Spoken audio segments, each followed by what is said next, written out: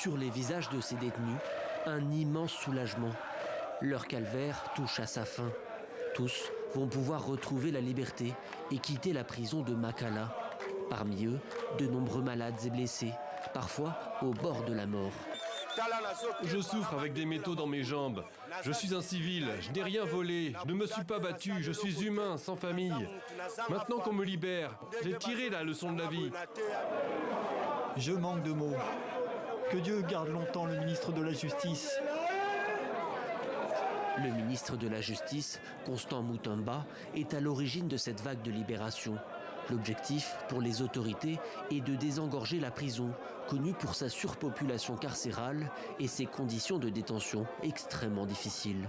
La majorité des 1685 prisonniers libérés aujourd'hui ont fait l'objet d'une détention préventive, sans jugement, ce que dénoncent de nombreuses ONG. Pour nous, nous estimons que ces personnes devraient être libérées depuis bien longtemps si les autorités politiques s'étaient intéressées à la situation de la prison de Makala, qui est presque un territoire de non-droit, un territoire abandonné.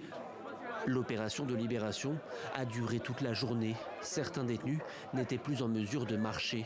Un bus a été affecté pour les déposer directement à l'hôpital afin d'être pris en charge.